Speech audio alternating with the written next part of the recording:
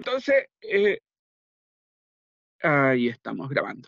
El día de hoy nos vamos entonces a concentrar en el análisis de esta perspectiva que se llama interaccional pragmática. Vean estos dos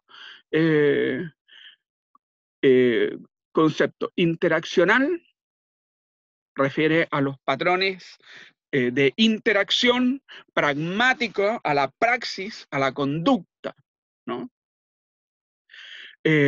A los efectos también. La praxis es el lugar donde se realiza una determinada actividad, es decir, se pasa desde la teoría hacia la acción, ¿no? Es un espacio realizativo. Entonces, bueno, estudian los efectos de la comunicación cara a cara de esta relación mediada solo por el lenguaje, por el cuerpo, que es copresencial, ¿no? Y por lo tanto coparticipativa, que sería la modalidad básica, fundamental de comunicación. Esta perspectiva, la interaccional pragmática, emerge en la década de los 60. Tiene, por supuesto, un espacio sí de anidamiento, ¿no? Es decir, de preparación de las condiciones que permiten su emergencia en la década de los 50, pero se configura como un posicionamiento institucional en la década de los 60, diríamos que hacia finales de esta ya está bien consolidada su posición y que constituye una escuela, una perspectiva que debate, discute, ¿no? Rivaliza el campo con los enfoques de la comunicación de masas. Por lo tanto, lo que hace es complejizar este campo. Constituye una perspectiva que desde el punto de vista del posicionamiento es bien distinta, que desde el punto de vista también de la comprensión de la comunicación, por lo tanto, de los supuestos, de los rasgos y atributos básicos que se le asignan a la comunicación son bien distintos, ¿no? Y no obstante esto, hay algunos puntos que tienen en común, ¿no? Y los vamos a discutir. Si bien hay una transformación importante en la mirada, se va a conservar, diría yo, en esta perspectiva, una definición de la comunicación que no termina de superar a la predominante en el estudio de la comunicación de masa. Esto es que la comunicación es transmisión de información. Hemos dicho que la transmisión de la información la consideramos un atributo necesario, pero la pregunta es si es que basta la transmisión de información o no, ¿no? Y en un tercer momento, esto va a ser cuestionado cuando veamos en la unidad de cierre el tercer paradigma, que es el paradigma sociocultural, que va a plantear que para la comunicación humana es indispensable la comprensión del sentido, que la dimensión de sentido constituye un componente básico de la comunicación. ¿Ya? Esto todavía no está en el enfoque interaccional pragmático, pero el enfoque interaccional pragmático introduce algunos componentes que son bien importantes. También introduce algunas ideas que probablemente no son las más acertadas, como la noción de el todo comunica. Fíjense que otro de estos elementos que está en los momentos de constitución de esta perspectiva en el campo inaugural y que perdura, persiste en el tiempo, y hay muchas personas que siguen repitiendo esta idea y que la suscriben. Bueno, por supuesto. Teóricamente hay algunos que los defienden, ¿no? Y cada uno de ustedes es libre de finalmente asumir un posicionamiento, pero aquí lo vamos a discutir más adelante desde la perspectiva sociocultural, ¿no? Porque en la perspectiva sociocultural es indispensable el compartir sentido, participar en la esfera del sentido. Ya, voy a compartir un PowerPoint de la clase de hoy.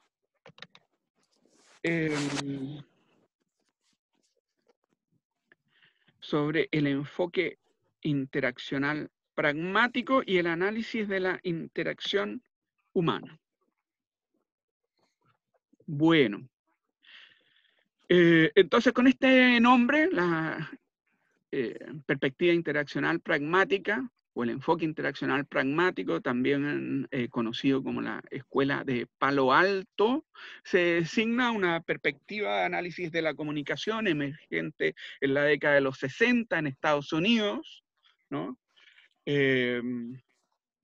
Que propone la focalización del análisis de la comunicación en la interacción humana. Estudia entonces los procesos de comunicación humana en términos no mediados, la comunicación cara a cara, la comunicación directa, en una perspectiva teórica que es de sistemas. ¿Qué implica que la perspectiva teórica sea sistémica? Que atiende por una parte a la multidimensionalidad de la comunicación, intenta abordarla integralmente, es decir, que observa los múltiples componentes que participan de la interacción humana y luego estudia la interacción humana contextualmente. Hay un enfoque que se caracteriza por una mirada compleja desde el punto de vista de la composición de la comunicación humana, integradora, contextualizadora, ¿no? Y una focalización y por lo tanto constitución o definición de objeto de estudio de la comunicación en la interacción, la comunicación cara a cara o no mediada, ¿no? Que es el espacio donde nosotros establecemos, administramos, gestionamos nuestras relaciones humanas. Estos van a ser los énfasis. Entonces, bueno, destacar este cambio de posicionamiento, el nivel de análisis de la comunicación cambia desde el posicionamiento del análisis de los medios, la centralidad de la tecnología, ¿no? A la comunicación como un proceso social permanente en el cual estamos nosotros involucrados y a través de los cuales se establecen nuestras relaciones. Entonces, un desplazamiento, un reemplazamiento del objeto de estudio que se posiciona ahora entonces en esta forma de comunicación que es la cara a cara. Sí, ¿hay una pregunta? ¿Alguien tenía una pregunta?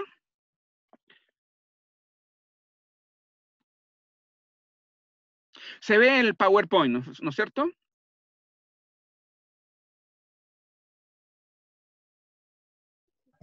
Sí se ve, profe. Sí se ve. Ya, perfecto. ¿Alguien tenía una pregunta? ¿Alguien quería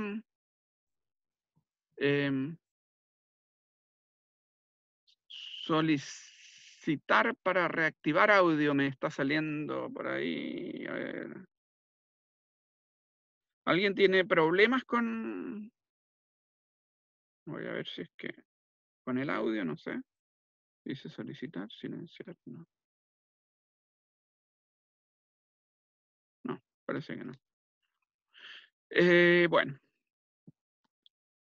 Tenemos este primer punto. ¿Desde dónde viene? ¿Cómo se constituye? Fíjese, esta escuela no está localizado institucionalmente en una universidad o en una institución. Es considerada una especie de colegio invisible. En realidad es una red académica, un conjunto de autores que empiezan a trabajar en una dirección que establece este cambio. Y estos autores son autores que vienen de los campos disciplinarios, uno de la antropología, ¿no? Los antropólogos siempre estamos vinculados con comunidades humanas y por lo tanto analizamos patrones de interacción. Esto es muy propio del trabajo en la antropología, ¿no? El estudio de los fenómenos en su medio ambiente naturales y por lo tanto ver la relacionalidad, los modos de interacción. También de psicólogos y psiquiatras que estaban preocupados por los efectos a largo plazo de ciertos patrones o modos de construcción de las relaciones humanas en las sociedades contemporáneas, ¿no?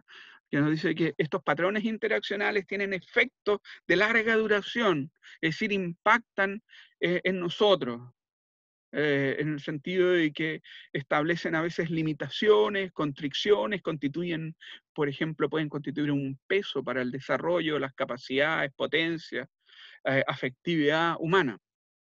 Y tienen muchas veces consecuencias que son negativas. Por ejemplo, cuando se establecen patrones de relación en base a jerarquías muy rígidas, y entonces uno de los miembros de las relaciones asume posiciones de dominación, control, ¿ah? Cuando hay negación en los sistemas de relación a los derechos, necesidades de los otros, por ejemplo, en las formas de construcción de las relaciones de género, ¿ya?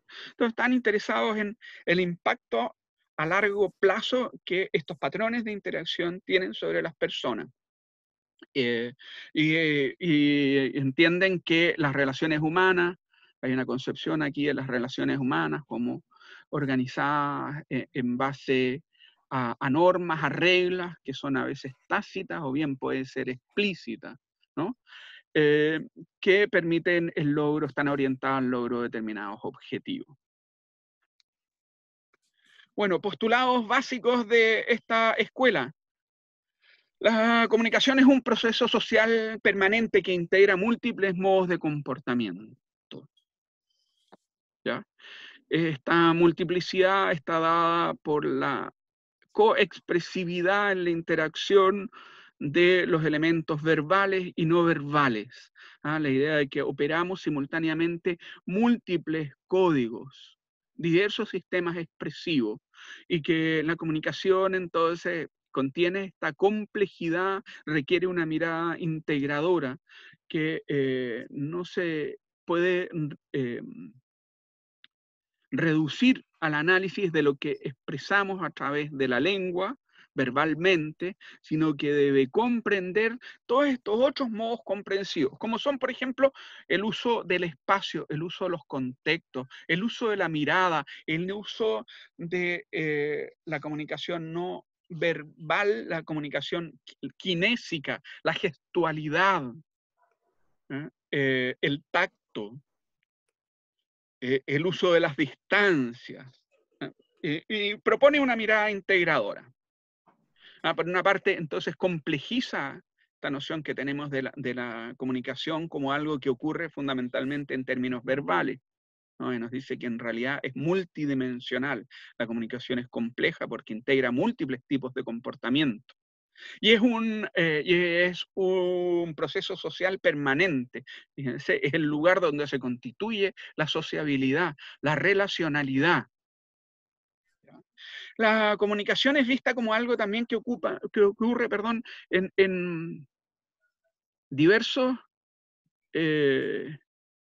niveles, ¿ah?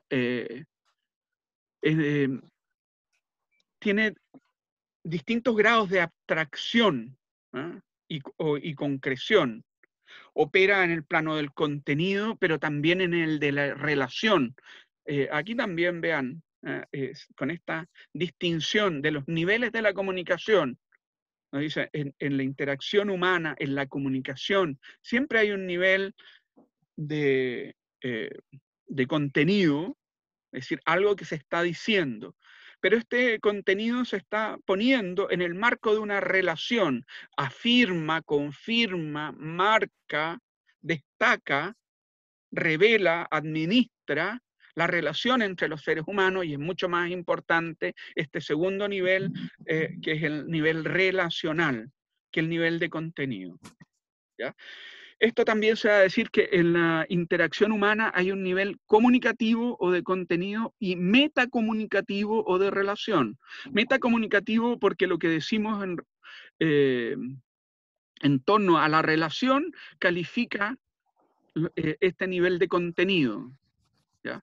El nivel de contenido es qué es lo que decimos, el de relación es cómo lo decimos, porque en ese cómo lo decimos está explicitado el rol que nosotros asumimos, el rol que le asignamos al otro, la posición, el modo como entendemos al otro, ¿ya?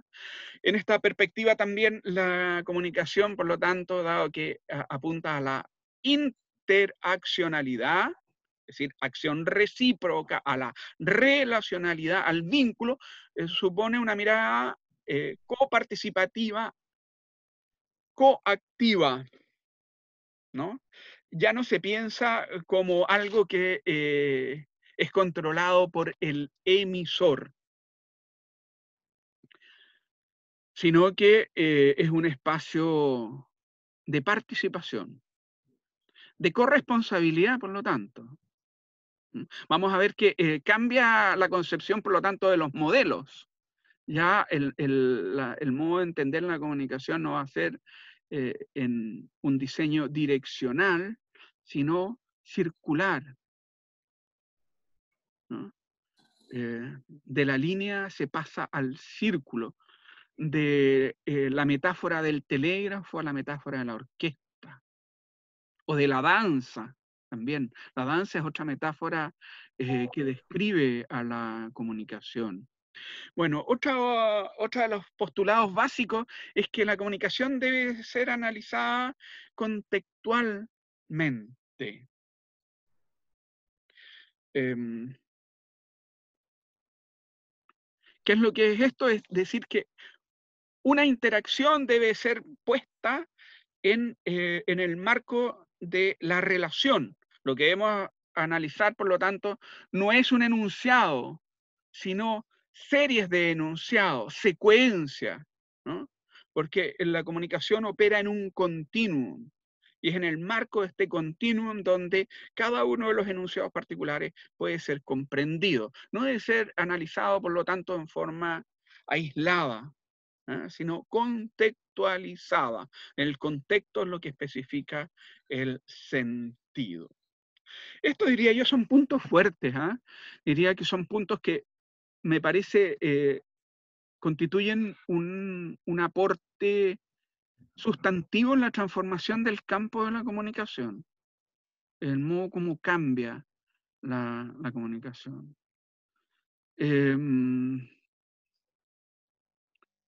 Cambia nuestras concepciones de esto. Pero hay también algunos otros puntos que desde mi perspectiva al menos son más cuestionables. Uno de ellos, fíjense, es cómo se va a definir la comunicación, y esto se puede entender a partir de los intereses que tienen los autores que se inscriben en esta perspectiva, muchos de los cuales trabajan en el campo de la salud mental.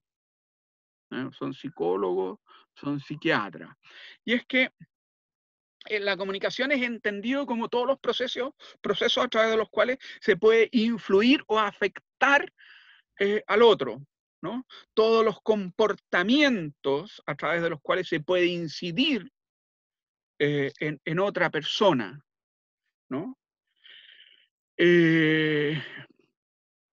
Por lo tanto, en la mirada de ellos, fíjense, en la interacción se va a plantear que todo tiene un valor comunicativo, porque se está pensando en esa capacidad de afectar, no en el resultado de la afectación. La concepción de comunicación acá no implica mutuo entendimiento. La comunicación en la perspectiva de estos autores es toda forma de comportamiento que nosotros tenemos en el proceso de interacción con otra persona. Como no existe algo así como el no comportamiento, la no conducta, porque incluso el silencio es una forma de comportamiento, ¿ya? Entonces dirán, bueno, el silencio comunica. Cuando ustedes se quedan callados, por ejemplo, en clase, eso comunica. en esta perspectiva, ¿ya? La pregunta es, el problema con esto es, y bueno, pero ¿y qué comunica? Ya, de acuerdo. Efectivamente, el silencio es una forma, es un tipo de comportamiento que puede influir sobre el otro. Puede producir incomodidad, desconcierto, frustración, incluso enojo en algunos contextos, ¿ya? Pero una cosa es lo que produce y otra cosa es la intencionalidad de quien guarda silencio, porque puede guardar silencio por muchos motivos distintos y uno puede malinterpretar ese silencio. Bueno, la pregunta aquí entonces es si es que el sentido, el significado es parte o no de la comunicación. En esta perspectiva, al igual que en la perspectiva de análisis de la comunicación de masa, el significado, la interpretación, lo que el receptor hace, no es una variante relevante. ¿Mm? Todo comunica. Y esta es una idea que está bien asentada en el campo. Mucha gente la repite cuando uno ve manuales de comunicación. Desde la perspectiva interaccional, este aparece como un axioma, es decir, algo que no se discute, algo que se da por cierto, que es aceptado, ¿ah? Y aparece una y otra vez.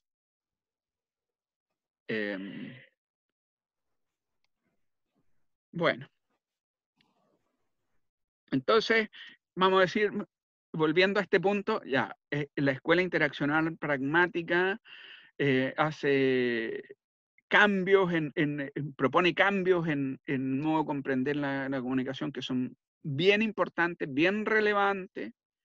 Una, la redefinición del posicionamiento para el análisis de la comunicación, la atención en las relaciones, la propuesta de una lectura contextual de la comunicación, la idea de que la comunicación es coparticipativa, que es multidimensional, que opera en diversos niveles. Pero en el plano de la definición de la comunicación se produce una modificación que sigue teniendo en la base la misma idea, ¿ah? Que es la información como base en la comunicación, es decir, que basta que alguien procese información para que esto sea comunicación. ¿Ah? Vamos a volver a este punto, ¿ah? En el cierre de esta unidad. Bueno, en el plano de la modelización de la comunicación se propone un modelo que es orquestal, ¿ya? La metáfora de la orquesta. ¿Por qué la orquesta? Si pensamos en la música como lenguaje, debemos reparar que al igual que la comunicación humana, la música es multidimensional, ¿ya? Porque supone una práctica expresiva que contiene distintos niveles, ¿ya? O, o componentes. Supone una secuencia de notas que se ejecutan. Esto se llama habitualmente melodía, ¿no? Una melodía es la composición de la música entendida como un conjunto de notas que se suceden en el tiempo.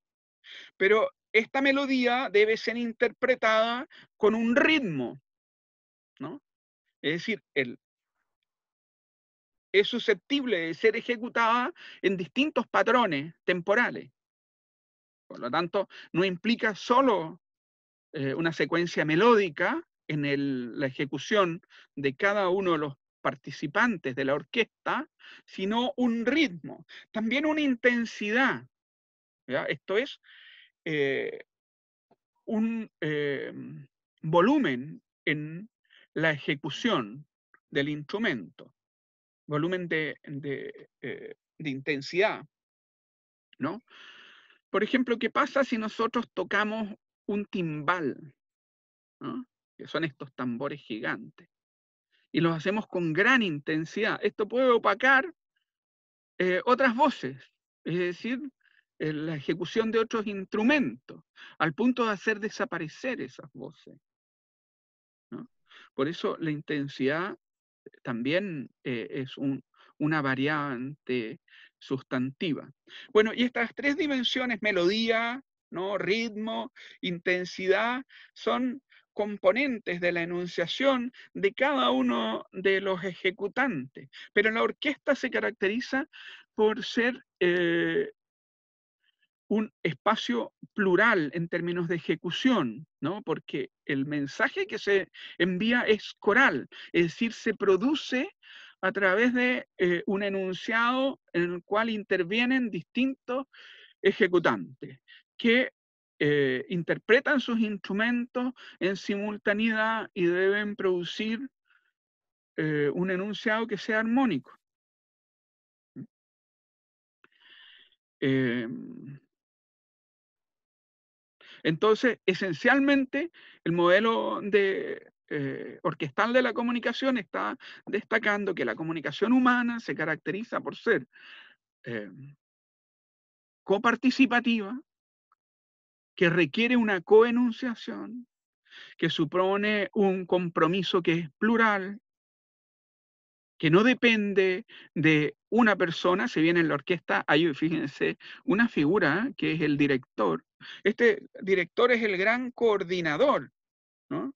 Pero es uno más de los coejecutantes, ¿ah? Que establece el momento en el cual debe intervenir cada uno de los músicos.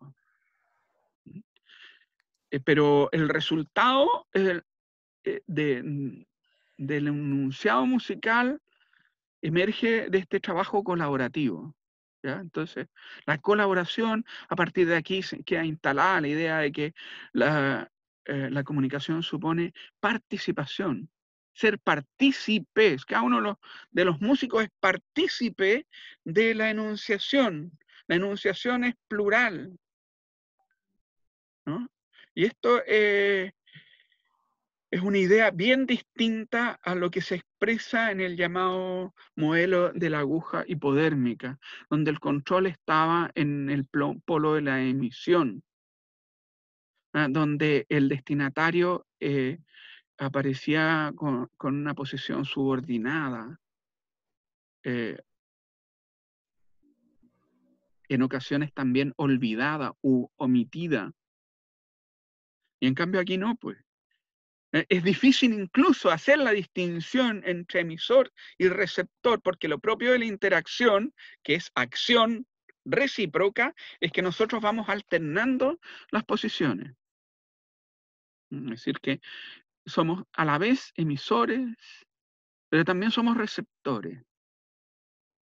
Y este rol cambia constantemente. Por el cambio de roles, se plantea que este es un modelo, es descrito con un diseño circular. Ya, fíjense.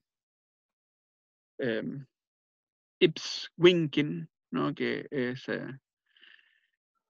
un autor que prologa un libro que compila los textos de la escuela de Palo Alto, este enfoque interaccional pragmático, va a proponer este modelo orquestal interpretando las ideas básicas de esta corriente de pensamiento. Este autor elabora entonces un ensayo introductorio a un libro sobre esta escuela, y este ensayo se llama Del telégrafo a la orquesta, y cuenta, fíjense, cómo se va labrando este proceso de transformación en el modo de comprender la comunicación, ¿ah? Desde la linealidad a la circularidad, desde la unidimensionalidad a la multidimensionalidad, del control a la coparticipación, de la línea al círculo, ¿no? Y entonces, bueno, va a decir que va a destacar estas ideas que subyacen a la metáfora de la orquesta, que es esta multidimensionalidad de la ejecución, es decir, que la ejecución supone un desempeño en varios niveles, melódico, rítmico, de intensidad, y debe lograr la armonía, ¿no? Y que es además una actividad coparticipativa, ¿ya? Bueno, lo mismo ocurre, fíjense, en la interacción humana, porque en la comunicación humana tenemos, claro, la voz, pero un punto importante es también la intensidad de la voz, ¿no? El ritmo de la voz. Está lo que aparece codificado lingüísticamente, pero luego el contexto de uso de ese enunciado lingüístico. Ustedes, yo creo que son conscientes de cómo una palabra dicha en distintos contextos adquiere un sentido totalmente diferente. Y que por lo tanto la misma palabra puede tener múltiples significados. Que cuando uno saluda a alguien, este saludo puede ser afectivo, cercano, íntimo, o puede ser distante, puede ser incluso agresivo, que puede ser provocativo, que puede ser irónico, ¿ya? Y esta diferencia en los significados está dado por marcadores que acompañan al enunciado lingüístico. El uso del contexto, el uso de la intensidad de voz, el uso de la corporalidad, ¿ya? Entonces, bueno, en la comunicación día a día, en nuestras prácticas de comunicación, en este modo de participación en la vida social que nos envuelve, ¿no? En nuestra cotidianidad, cada vez que nos acercamos al otro, estamos comunicando de múltiples formas, ¿ya? Por eso esta superposición de componentes. Y dice, bueno, aquí se requiere un análisis que es integrado. Esto está presupuesto en la idea de la ejecución musical. También se representa a través de un modelo que es el modelo de la danza de la comunicación. Y que es también una bella metáfora, porque fíjense, cuando dos personas sienten afinidad, tienen empatía unos con otros, por ejemplo, hay entre ellos lo que se denomina química. O sea, uno puede observar que hay un acoplamiento en los patrones interaccionales, ¿ya? Y las personas en la interacción aparecen envueltos, ¿no? Como si estuvieran en una danza, donde los movimientos de cada uno de ellos se refleja, se acopla, y se integra armónicamente con los movimientos del otro, en el uso de la corporalidad, las orientaciones, la inclinación del cuerpo, la mirada, la gestualidad, las actitudes corporales. Se producen, fíjense, ese acoplamiento. Entonces dice, es como una danza corporal. ¿Ya? Bueno, nuevamente aparece esta idea de la coparticipación, de la mutua implicación como gestos fundamentales. Bueno, y entonces, por lo menos en mi perspectiva, aquí se ha producido un cambio en la mirada de la comunicación que es muy, muy relevante, que hace que un contenido haya un aporte sustantivo, porque revela, destaca la importancia de la interacción humana como forma básica, como matriz sustantiva desde la cual debemos pensar la comunicación. Una de las paradojas de la historia del campo de la comunicación es que este se constituye institucionalmente con la emergencia de los medios. Entonces, por lo menos en los espacios universitarios, ¿no?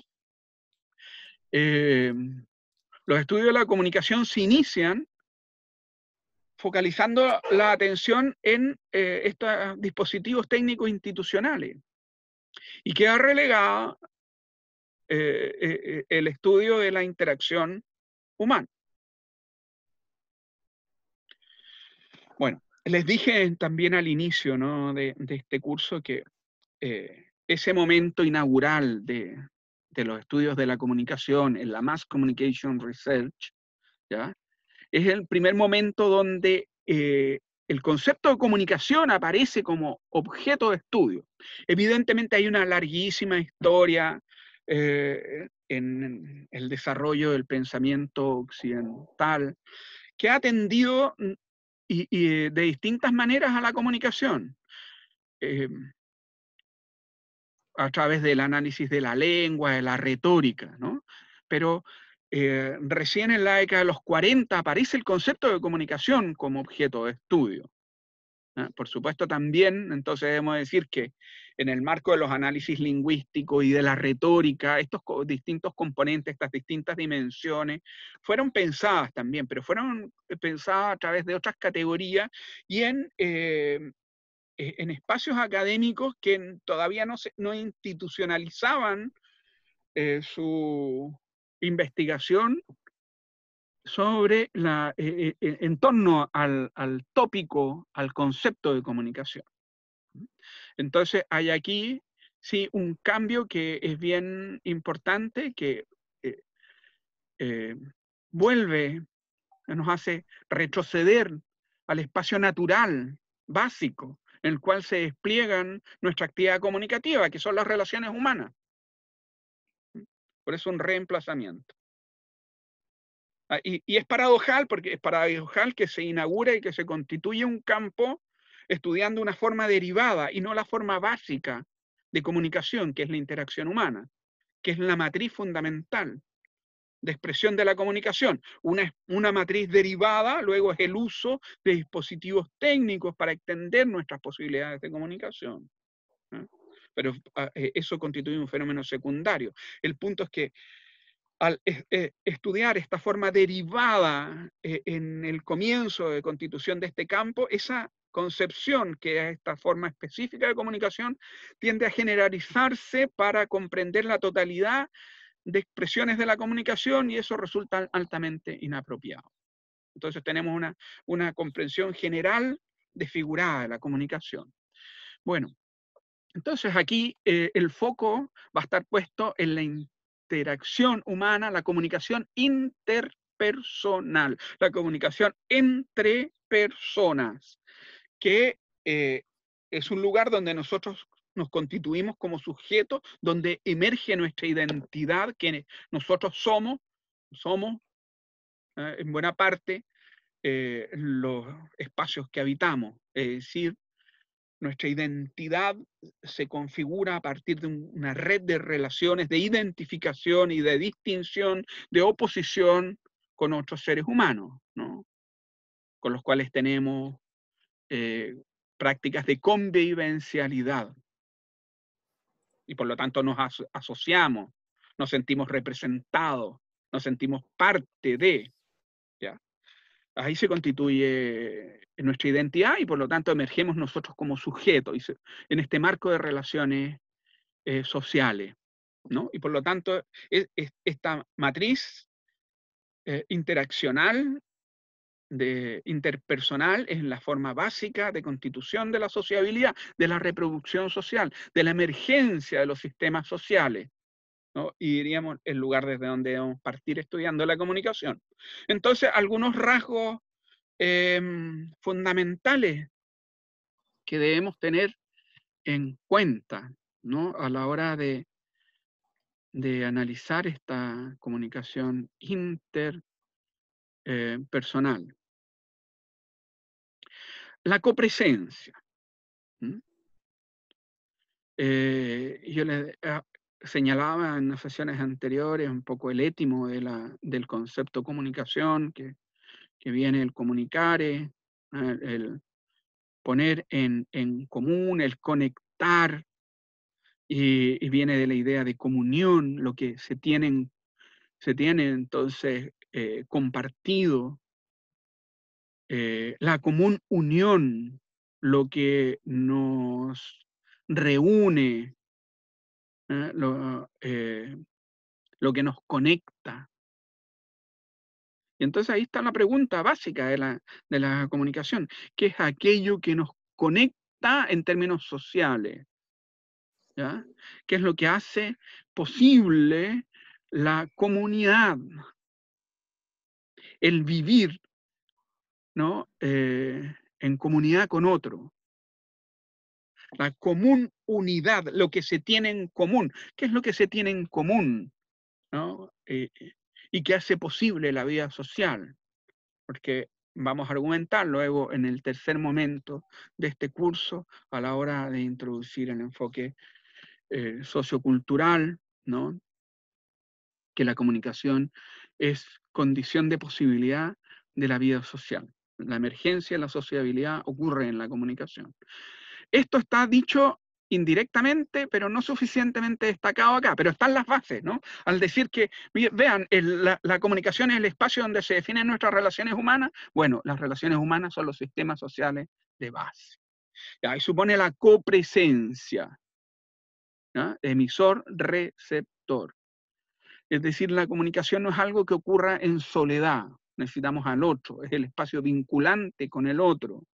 ¿Ya? Y eso es lo que constituye la sociabilidad, el espacio de la relación. Nosotros somos seres relacionales, vivimos en relación con otros, ¿no?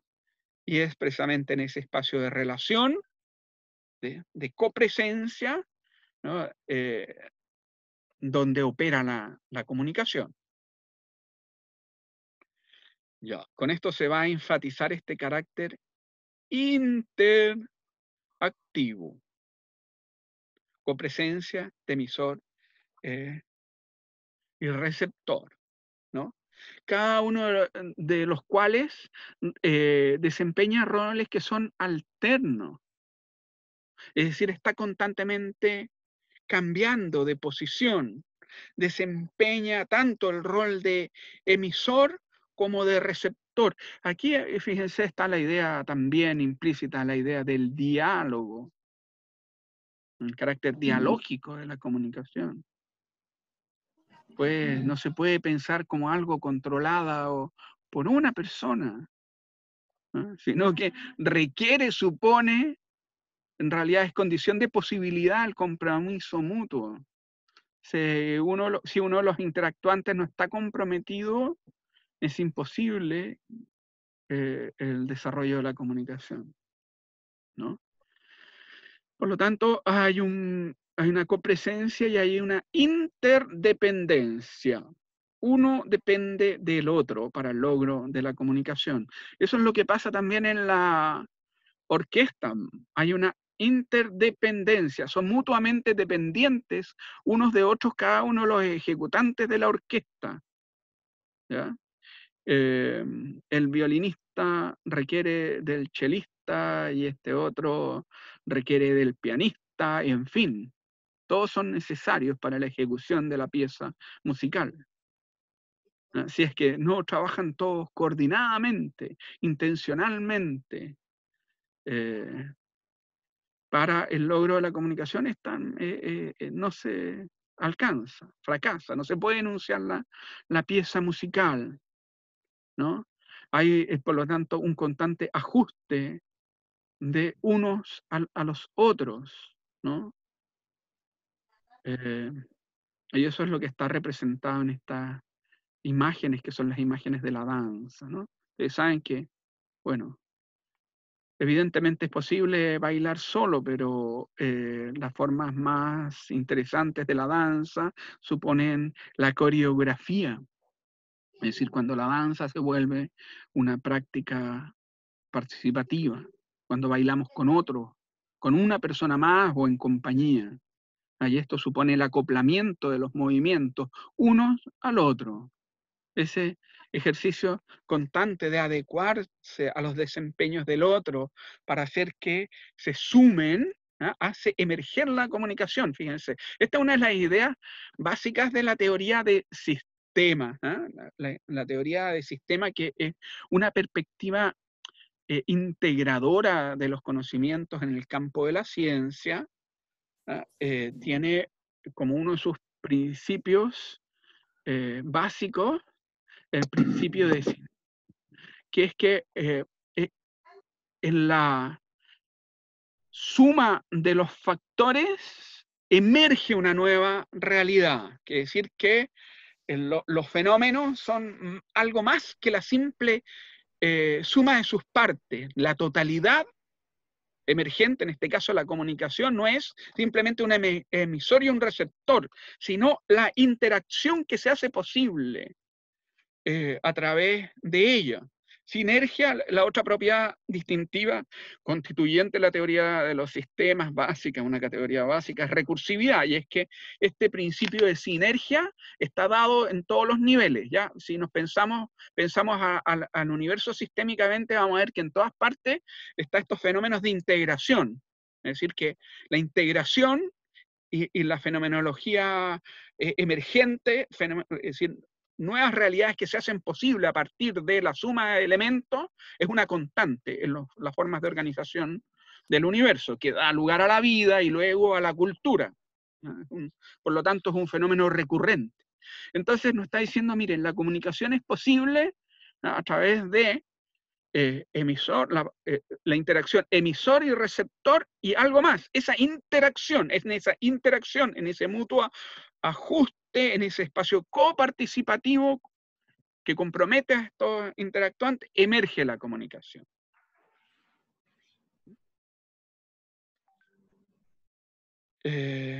Bueno. Entonces, la comunicación va a ser leída en términos circulares. ¿Ya? Porque, claro, ¿qué es lo que ocurre? A medida que nosotros procesamos la información de lo que el otro nos dice, nos adecuamos a lo que nos está diciendo y respondemos en atención a eso. Y estamos leyendo además lo que nos está diciendo en varios planos, no solo verbalmente, sino no verbalmente, ¿no?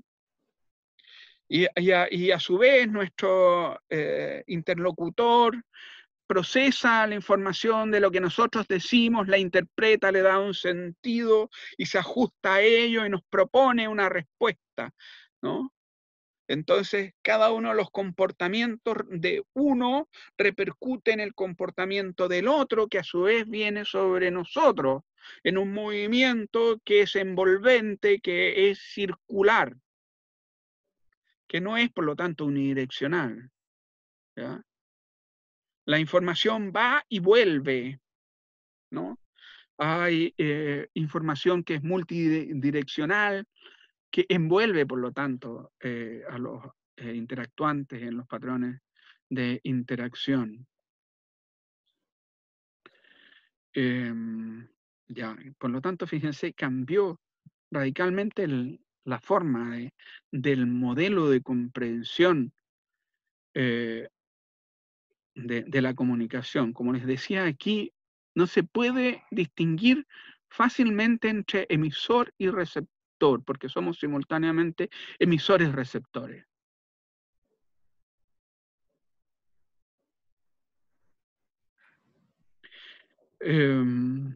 Emitimos porque hemos recibido previamente.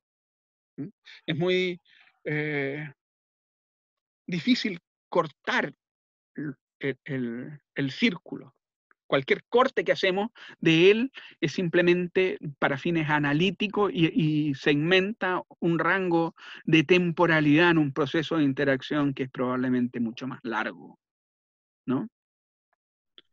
Entonces, estamos envueltos en la comunicación, no comunicamos, sino en cierta medida participamos de la comunicación. La comunicación nos involucra, ¿no? Bueno, esto implica, fíjense, que la comunicación es un espacio donde nuestras competencias se actualizan, se activan, ¿ah? Se ponen en juego. La competencia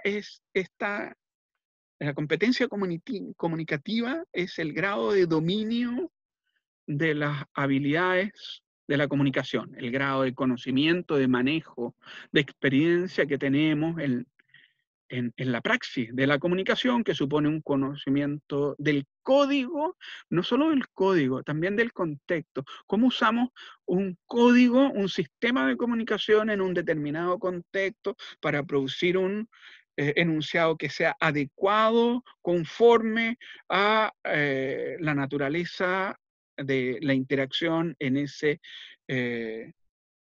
contexto. Por lo tanto, es un lugar donde se ponen en juego nuestras habilidades comunicativas, ¿ya? Y estas habilidades comunicativas implican no solo capacidad para enunciar mensajes, para producir un texto que se comparte, sino también para interpretarlo. La interpretación, ¿no?, implica igualmente una competencia, el ser capaces de leer lo que el otro está diciendo, no solo en términos de su enunciado verbal, sino de su lenguaje corporal, del marco contextual donde produce ese enunciado. En todos estos niveles, fíjense, es una competencia, por lo tanto, compleja. En ningún caso se puede pensar, por lo tanto, que el receptor tiene una posición puramente pasiva, que no participa de la comunicación, que no trabaja también, que no está realizando una actividad, que no está comprometido en la comunicación. Incluso en la lectura silente de los enunciados del otro, está comprometido un tipo de trabajo altamente complejo, ¿no?, que implica conocimiento de sistemas y de contexto, ¿no?, y que se pone en juego en la comunicación, ¿no? Por eso, incluso cuando el destinatario, nuestro interlocutor, guarda silencio, está participando en la comunicación en tanto lea. Claro, por supuesto puede sustraerse a ella, digamos. Ese silencio del destinatario puede darse, ¿por qué? Por distintos motivos. Yo puedo interpretar ese silencio, o ese silencio puede expresar que el otro está altamente concentrado intentando interpretar lo que se le plantea. En ocasiones el silencio también puede implicar que está absolutamente sustraído y que no nos escucha, que en realidad no nos ha atendido y que está absorto el otro en sus pensamientos, ¿ya?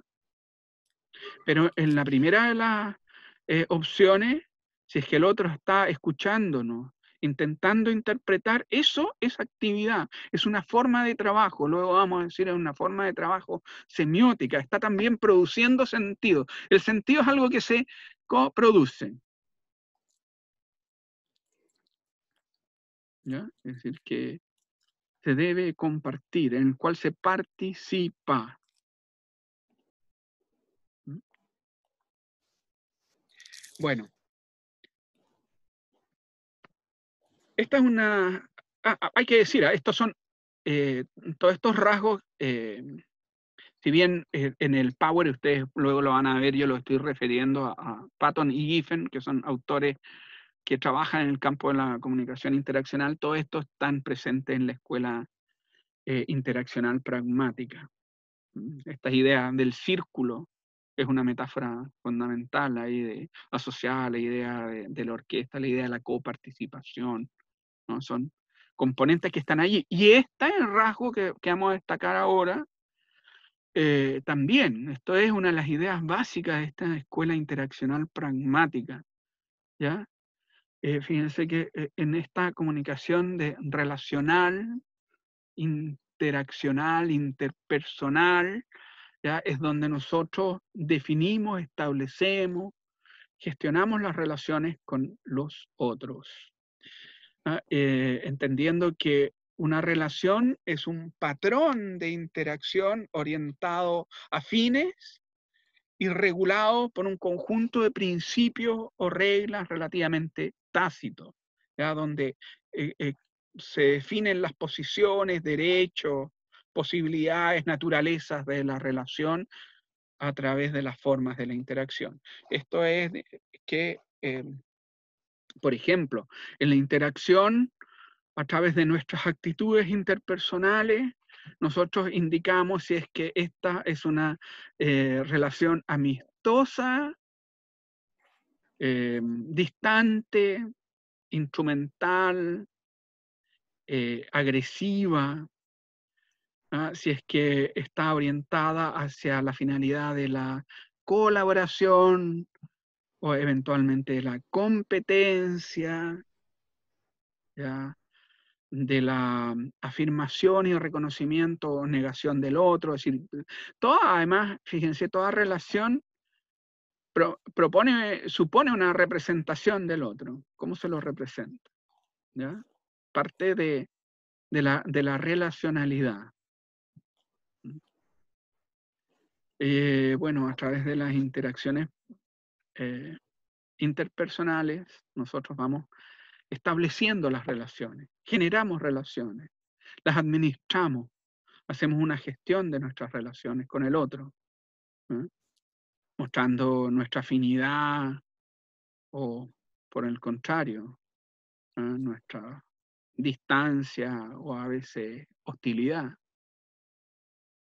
o indiferencia, puede ser incluso. Entonces, a través de estas se confirman, se mantienen, se establecen las relaciones humanas. Y esto hace que la comunicación sea tan importante. Fíjense, esta probablemente es para nosotros, en términos pragmáticos, ¿no? La manifestación, la expresión más relevante de la comunicación. Porque a través de estos sistemas de relación se satisfacen algunas de nuestras necesidades básicas, como el sentido de pertenencia, de ser acogido, de afirmación de nuestra propia identidad. Son cuestiones básicas, necesidades fundamentales de los seres humanos.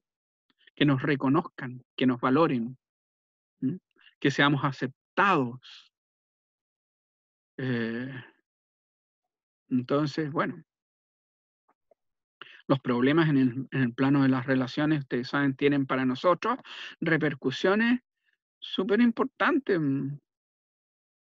Este compromiso pragmático hace que, bueno, por ejemplo, en esta modalidad, pero no solo en esta modalidad, pero aquí se advierte muy bien, ¿no? De la comunicación, esta dimensión de la comunicación que son las emociones se expresan, que son configuraciones corporales y cognitivas, son estados corporales que tienen luego proyecciones en nuestra conciencia.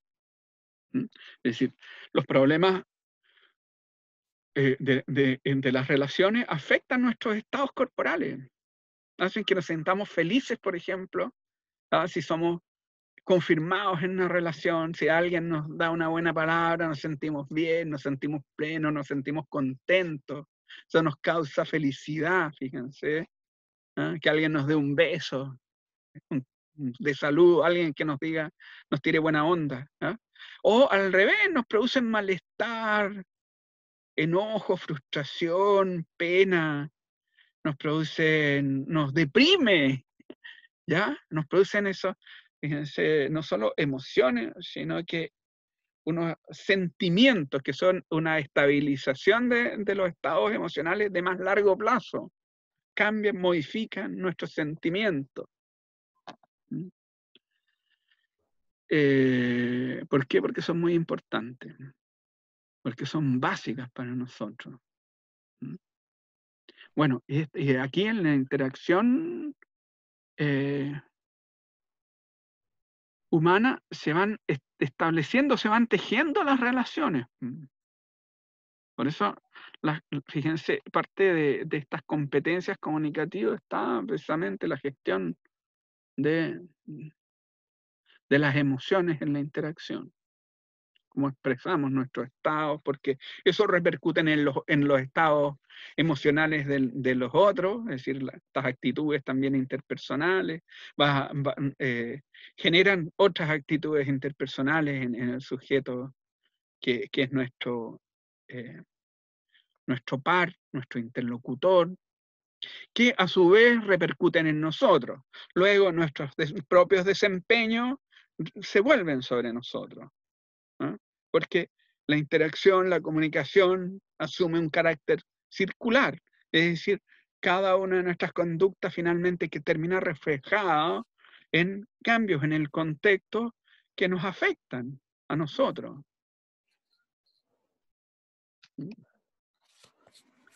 Bueno, esto mismo que decíamos, el carácter relacional, por lo tanto, es también un espacio de afirmación de nuestra propia identidad, donde somos aceptados, validados, donde se confirma a nuestras proposiciones de identidad que en parte son de relación.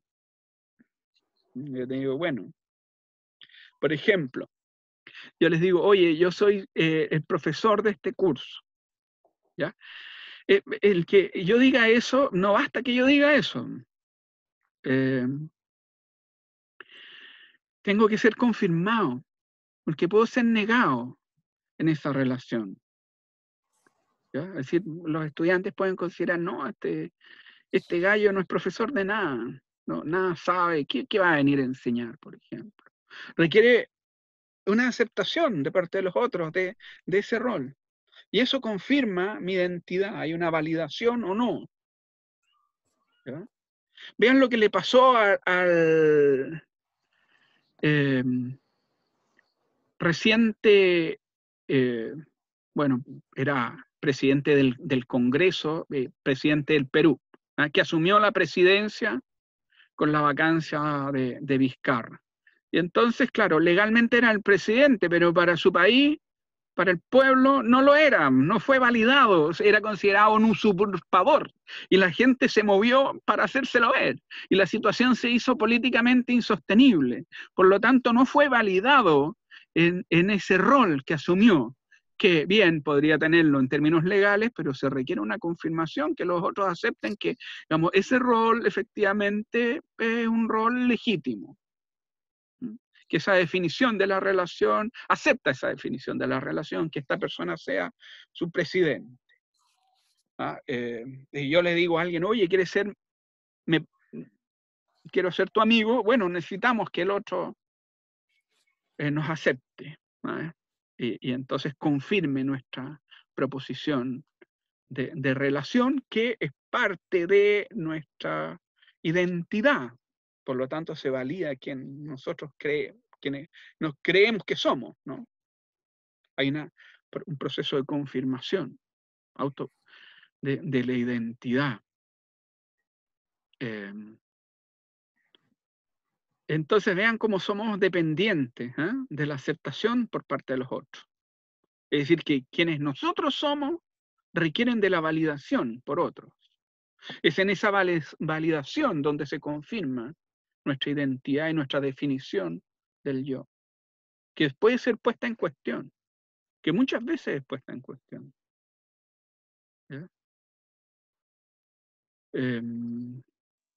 De allí la importancia, fíjense, de estas relaciones. De allí es lo que hablan los autores de esta escuela, el impacto pragmático de la comunicación. Porque claro, si es que, fíjense, no somos validados, empiezan a constituirse estas identidades, que son identidades estigmatizadas, por ejemplo, identidades deterioradas, ¿ya? Donde los otros tienen una definición de un determinado sujeto que no concuerda con su autodefinición, ¿ya? A veces hay también identidades estigmatizadas y los investigadores de esta corriente, fíjense, se interesan particularmente por este tipo de fenómenos, ¿eh? El impacto que tiene la estigmatización, sobre todo en el marco de sistemas relacionales, piensen en la década de los 60, ¿eh? Estamos hablando de previo a todo este movimiento de transformación social por los derechos civiles, en los momentos en que estaba todavía en cierne el movimiento feminista en Estados Unidos, ¿no? Ustedes saben, Estados Unidos es uno de los lugares donde nace, digamos, donde hay un proceso de reivindicación de derechos de género bien importante en ese periodo. Bueno, antes de eso, por lo tanto, un orden social ultra patriarcal, eh, eh, androgénico, ¿no? Que desprecia a la gente de otro color, que minoriza a las mujeres, que estigmatiza a las personas que tienen otras opciones sexuales. ¿Ya? Y entonces, ¿cómo esas prácticas instituidas tienen efectos que repercuten sobre los otros? ¿No? Ese es parte del interés. Entonces, dependemos de la relación. Nosotros mismos nos vamos constituyendo en la relación, en estas prácticas de interacción, donde somos validados, confirmados, o no, a veces no somos confirmados. Bueno, la comunicación, van a decir también estos autores, ¿no? La comunicación interpersonal se orienta a la satisfacción de nuestras necesidades mutuas. Es decir, establecemos una relación, ¿no? Siempre orientado a ciertos fines. Tenemos intereses. Bueno, tenemos por una parte necesidades, ¿sí? De distintas características, primarias, secundarias, ¿no? Por lo tanto, intereses. Nos involucramos en patrones de interacción guiados por estos intereses, porque buscamos espacios de acogida, buscamos establecer relaciones para obtener el reconocimiento por parte de los otros. Nos movemos orientados por objetivos. Entonces, la comunicación interpersonal tiene esta finalidad, este propósito, esta intencionalidad, ¿no? Y en ocasiones es feliz, digamos, logra su objetivo y en ocasiones fracasa, ¿no? Eh, Pero cuando hay una relación, esto es un patrón interaccional establecido en el tiempo, es porque en cierta medida diríamos que hay un grado de satisfacción mutua de los intereses y los propósitos, de las necesidades de los participantes. ¿Ah? Si es que la interacción no es satisfactoria, bueno, uno simplemente termina con ella, la corta, y dice, no, esto en realidad sí, no acepto esta forma de interacción, esta propuesta de definición de relación, este modo que tú estableces de comunicarte, porque no es satisfactorio, al revés, me produce malestar. Entonces diríamos que la comunicación funciona, se mantiene, eh, es estable en tanto logre en cierto grado la satisfacción mutua de las necesidades, ¿no? Y entonces logre articular el interés del otro, ¿no? Pero por supuesto requiere también del compromiso del otro. Interés y compromiso suelen ir de la mano. Tanto uno se compromete cuando está interesado en algo. Hay que preguntarse por qué deja de interesarle algo a alguien. Hay distintas posibles razones, pero fíjense, el compromiso en la comunicación es bien importante, ¿eh?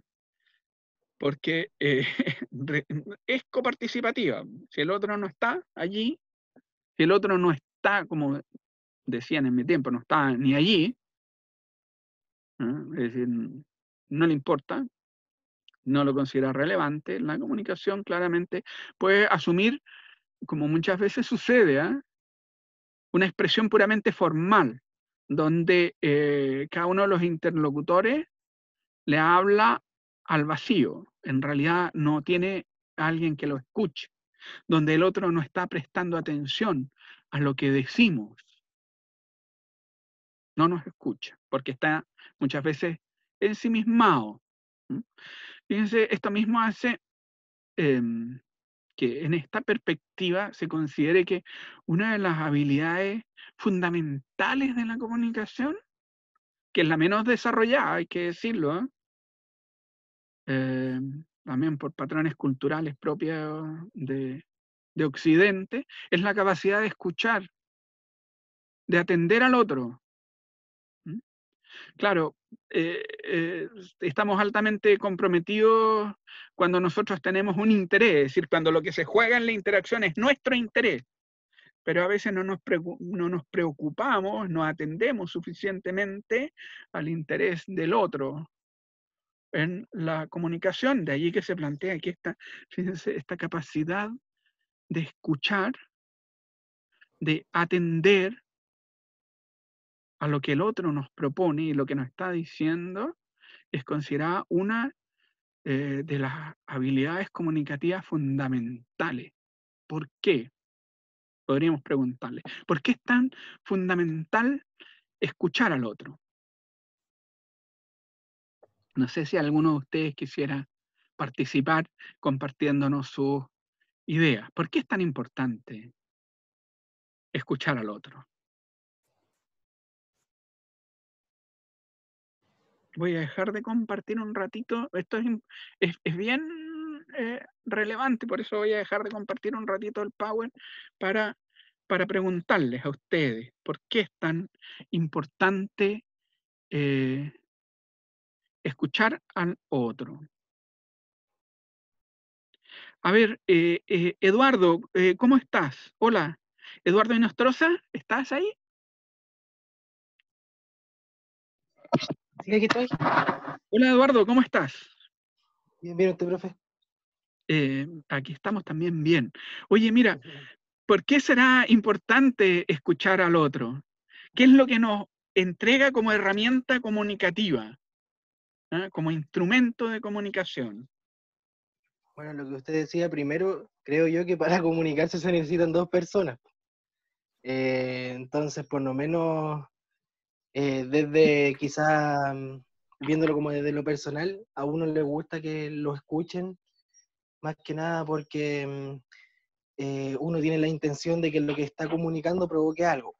Entonces, desde ahí yo creo que es necesario escuchar a las otras personas porque todos queremos comunicar y decir algo que quizás es importante o no importante para uno, pero que de todas maneras así como tiene un grado de interacción contigo, como que cuando uno le están comunicando algo, es necesario igual escucharlo porque uno también, por ahí no se lo están comunicando a uno, sino quizás irían con otras personas. Entonces, por eso yo creo igual que es necesario igual escuchar a las personas cuando están comunicando, como ahora mismo. O sea, a pesar de que, por ejemplo, lo que habló usted hoy día se me hizo un poco difícil de entender, ¿Ya? lo lo escuché con atención igual porque siento que además de los beneficios que me trae a mí el poder aprender esta materia, para lo que es una prueba, lo que sea, eh, también usted está dando de su tiempo, de su trabajo también, entonces como que un poco para valorar lo que usted hace y lo que la otra persona está comunicándole a uno en este plano de la comunicación. Muchas gracias, Eduardo. Mira todo lo que has dicho muchas cosas. ¿Mm? Eduardo, ¿cuáles fueron las partes que más dificultad te produjo? ¿Qué parte fue la que donde tienes dudas de ver si es que interpretaste bien lo que yo estaba tratando de compartir? Una de las partes que me confundió un poco fue esa relación entre la teoría pragmática de la que usted hablaba Ujú. y la intercomunicación, ¿así se llama? ¿No? ¿Sí? Interaccional pragmática, ¿no? O Claro, sea, estos conceptos que, claro, a veces los conceptos son difíciles, pero bueno, interaccional es fácil porque viene de interacción, es decir, que el foco está mirado en la relación interpersonal, en la comunicación como interacción, ¿ya? Por eso interaccional es una acción coparticipativa. La comunicación es acción, es algo que hacemos, que haces tú, que hago yo, ¿ya? Pero es una interacción, una acción coparticipativa. Por eso interaccional. Y pragmática, ¿ya? Porque está pensando en los efectos a largo plazo que tiene la comunicación. Es decir, cómo es esa acción coparticipativa tiene un impacto sobre nosotros, los seres humanos. ¿Por qué? Porque como en ella se dan las relaciones humanas, esas relaciones son conformadoras de nosotros mismos, de nuestra propia identidad. ¿Ya? Entonces, pucha, tiene un impacto sobre nosotros. ¿Qué es lo que pasa, por ejemplo? Mira, imagínate estas prácticas relacionales, por ejemplo, como el bullying en la escuela, en los primeros años de escuela, que estigmatiza a una persona. Eso tiene un efecto en la seguridad de esta persona de largo plazo. ¿Ya? Eso deteriora la identidad, por ejemplo, el sentido de aprecio, de la autoestima. Tiene un efecto, un impacto que es muy grande. ¿Ya? Por eso esta dimensión pragmática, fíjate, el concepto de pragmática, que es una de las dimensiones de la comunicación, refiere a el uso o la relación que hay entre la comunicación y la persona. Pero es tanto como nosotros usamos la comunicación como la forma en que ésta nos afecta. ¿Ya?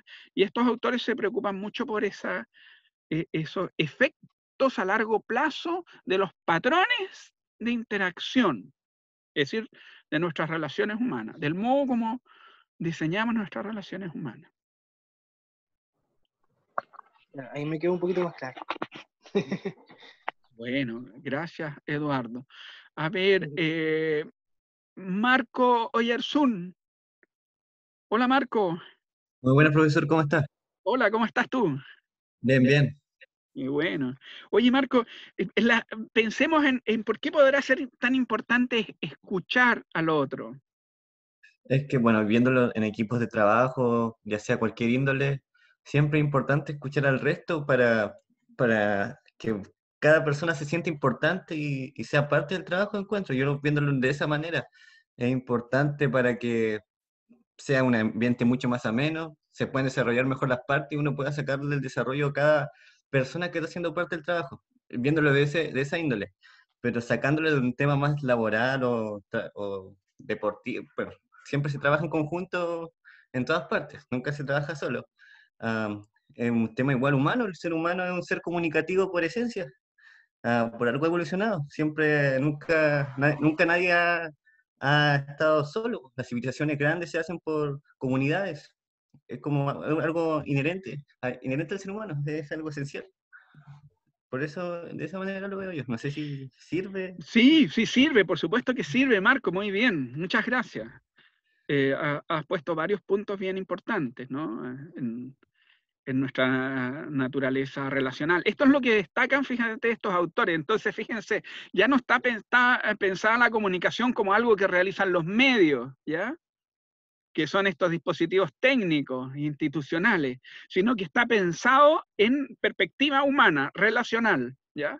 En nuestros vínculos con personas. Ese es el posicionamiento de esta escuela. Y claro, obviamente tú lo has dicho, oye, los seres humanos somos seres comunicativos, vivimos en relación, ¿no? Claro, No vivimos gracias a las solos, redes sociales. somos seres Las redes sociales por sociales, esencia. sí. Eso es constituyente de lo que nosotros somos, ¿no? Entonces dice, pensemos desde ahí, desde esa relacionalidad, la comunicación, ¿ya? ¿Cómo nos relacionamos con los otros? Y la pregunta, Marco, ¿y qué crees tú? ¿Nosotros tenemos desarrollada esa capacidad de escucha? Yo encuentro que, bueno, igual es parte de hay una inteligencia interpersonal importante ahí que cada sujeto debe desarrollar. Igual de algo, depende del sujeto, no sé si algo piensa igual, pero mi forma de pensar es que cada sujeto debe desarrollar esa inteligencia interpersonal para porque es muy importante para colaborar juntos, trabajar juntos y por un tema humano, siempre hay que ser empático, no sé si me estoy yendo en otras cosas, pero No, no, hay no. hay un tema igual, aparte de la estadística, el tema más humano, se puede decir. Encuentro que eso es importantísimo para cualquier cosa, desde tu vida laboral o como persona en general, tratar de conocer a tus vecinos, de todo, ¿no? A tus propios compañeros. Encuentro que eso es importante y es importante desarrollarlo desde, no sé, desde que los niños son en pre-kinder, kinder, hay que desarrollar esas habilidades, aparte de otras que son importantes, como otros ramos que nos enseñan, como lenguaje, matemática. Yo encuentro que eso es esencial igual para un ser humano. Efectivamente. Tienes toda la razón. Has dado, digamos, has expresado con mucha precisión las ideas que están contenidas en esta perspectiva y que estamos tratando de compartir. Fíjense, porque es la manera de incorporar en la comunicación al otro, de envolverlo. En realidad, las personas siempre esperan ser escuchadas, pero a veces ocurre que nosotros no tenemos tan desarrollada esa habilidad, esa capacidad, probablemente, fíjense, por este predominio en la cultura occidental de los intereses de ego, es decir, del yo, ¿eh? Que Claro. nos hace poner más atención en nuestros propios intereses que en los intereses de los otros, que en las necesidades de los otros. Pero tú bien apuntas que esta es una habilidad fundamental en la comunicación para el trabajo en los entornos sociales. Claro. Fíjense, esta inteligencia social, usaste esto interpersonal, Claro. la inteligencia interpersonal que mencionaste, es una competencia así llamada blanda, pero que en realidad son las más importantes. Así es. Porque en ella descansa buena parte del éxito que tienen las personas a lo largo de su vida, de participar en los espacios sociales. Muchas gracias, Marco. Es muy interesante todos tus planteamientos. Voy a poner la última... Profe, no sé si puedo agregar algo. ¿Sí? Bueno, usted igual habla de ego. Uno a veces cuando nosotros tenemos acá con un par de compañeros, tenemos un medio así de deporte, y claro, a veces igual hay ego y cosas así, pero uno tiene que saberlo manejar. Yo igual a veces tengo a veces un ego, pero hay que saberlo manejar. Todos yo encuentro que tenemos a veces esa cosa, ¿por qué no lo hice yo? ¿Por qué podía haber hecho esta cuestión? Pero como dijo a ver, un basquetbolista estrella de la NBA, Por eso estaba dijo ahí. que... ¿Ah? La Camila... Camila tiene abierto su micrófono. Me mató el discurso. Ya. Como dijo un basquetbolista de la NBA, lo mejor es, ¿cómo se llama? Dar los roles a todos tus compañeros en vez de cargarte tú solo. Así que igual eso habla un poco de cosas interpersonales, de trabajar en conjunto y dejar el ego de lado. Exactamente. Todo esto que has señalado es muy, muy relevante. ¿Sí? Bien, ¿por qué entonces? Es el espacio de acogida, ¿no? Donde el otro se ve confirmado en su propuesta de relación y en sus necesidades. De hecho, buena parte de la capacidad del liderazgo social parece descansar en esa, en esa habilidad, ¿no? De atender a los otros, porque los hace sentirse importantes. Que sentirse escuchado es sentirse validado, es sentirse considerado. Por eso, fíjense, los teóricos de la comunicación interpersonal dicen que esta capacidad, la capacidad de escucha, la capacidad de atención de lo que el otro nos dice, constituye una competencia comunicativa básica, fundamental, pero también nos advierten que es la menos desarrollada, que es la que menos estamos acostumbrados a atender, que es la que menos se trabaja de un modo consciente, es decir, sobre la cual se reflexiona, y que muchas veces pensamos más en cómo producir un enunciado que sea atractivo, en cómo afectar al otro, más que cómo acoger al otro. De hecho, fíjense, uno de los puntos de nacimiento de los estudios ¿sí? No sé, es que igual quería comentar un poco acerca de lo que dijo usted recién y creo que igual es en parte en cómo está compuesto el sistema, porque por ejemplo desde pequeño no sé, como que se favorece la competencia por el sistema que llevamos, o sea, desde chicos, las notas, el mismo tema de las calificaciones, quién es mejor que uno, entonces es algo que tenemos como tan ya elaborado desde que entramos en este mundo, entonces es por eso que a nosotros nos cuesta un poco más desarrollarlo, porque al final las prácticas sociales que desarrollamos, la mayoría de las veces están basadas en la competencia. No se incentiva mucho el trabajo colaborativo. Tienes toda la razón. Yo apuntaba un poco eso, es decir, que nuestra cultura está enfocada más a la producción de enunciado, es decir, el protagonismo del sujeto, ¿no? Como una manifestación de competencia expresada en la producción de enunciados, la elaboración de ideas, ¿no? Es decir, que el éxito un poco, ¿no? se visualiza con ser protagonista, tener por lo tanto una posición preeminente, y esta posición preeminente supone más ser emisor que receptor. En cierta medida, el receptor es el que atiende, el que asume conscientemente una posición silente, que no aparece como un protagonista muy claramente presente en la interacción, pero no está diciendo, oye, mira, cuán importante es, y a veces es más importante que... ¿eh? Porque por lo menos en términos relacionales, esa capacidad de saber escuchar es sustantiva. Cuando queremos mantener las relaciones, yo confieso que a veces a mí mismo me sucede eso. O sea, bueno, todos estamos improntados, Catalina, como tú dices, por esos patrones de interacción que aprendimos desde chicos. Es decir, qué es lo que se considera, por ejemplo, ser exitoso. ¿Ah? O qué es lo que es un buen comunicador. A veces cuando nos dicen qué es lo que es un buen comunicador, bueno, es alguien que puede hablar con claridad, con precisión, de un modo atractivo, es un gran locutor y no un buen oyente. ¿Ya? Ese rol de la escucha no es suficientemente destacado. Y bueno, y la pregunta acá en términos teóricos es porque es la forma de poder integrar al otro, de envolver al otro, de hacerlo parte de la comunicación. Eso es. Bueno, hemos llegado al término de la sesión, del horario del día de hoy. Oye, muy buenas sus intervenciones, ¿ya? Súper, muy interesante. Muchas gracias por ella.